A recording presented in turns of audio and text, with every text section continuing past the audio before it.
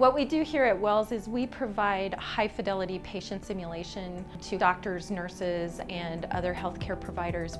At WELLS, we have 11 high-fidelity patient mannequins. 7 are adult mannequins and 4 are pediatric mannequins. Providers can come in and work with the mannequins. I think it's just bringing a simulation, a safe learning environment for all of our nursing staff to look at some key concepts with patient care. Practice on the mannequins without causing any harm to an actual patient. At the WELLS Center, the mannequin is definitely more advanced. We work with students, we work with high school students, and we work with a wide variety of different healthcare providers. We work with kids from middle school through probably undergraduate work. What we try to do is we set up a program where we can get the kids to run through a scenario and play different roles. It's just a really engaging, hands-on approach to being exposed to some of the different careers in the health science field. And they get an idea of what those professions do and kind of an idea of what their scope of work is. It's just really a great hands-on experience for these kids. I want to be a scientist, a biochemist. My favorite thing about WELLS is it's teaching kids different stuff about life. We have some other technology here that we use with simulation. So we have the virtual human dissector, which we've integrated into a couple of our nursing courses, and we're beginning to use it in different ways with simulation, scenarios, and developing other curriculum with the VH dissector. With the vertical projector, what is happening is we have a projector that's mounted on the ceiling that projects the virtual human dissector anatomy down onto the mannequin that is positioned below it.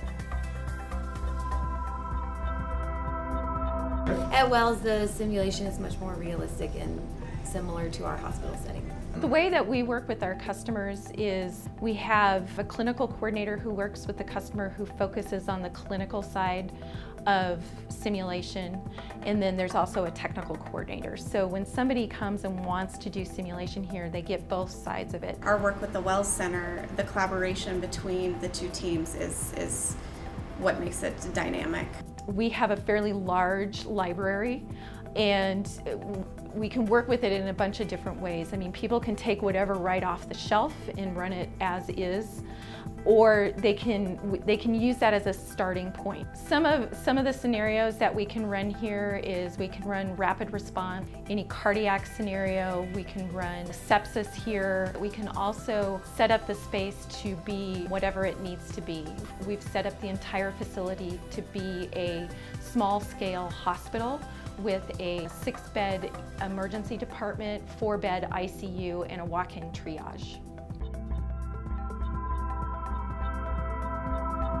We provide simulation 5 days a week. We're not doing other things here. We provide simulation 5 days a week, and that's what we concentrate on. When we walk in the door, we're thinking about simulation, we're setting up simulation, we're developing simulations.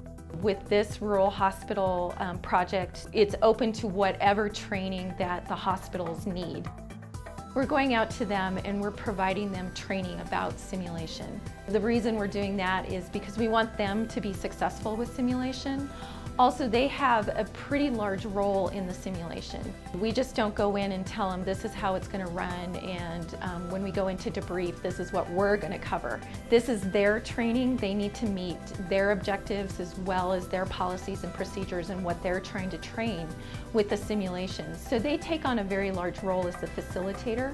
So we're preparing them to take on that facilitation role as well as how to prepare for the simulation itself.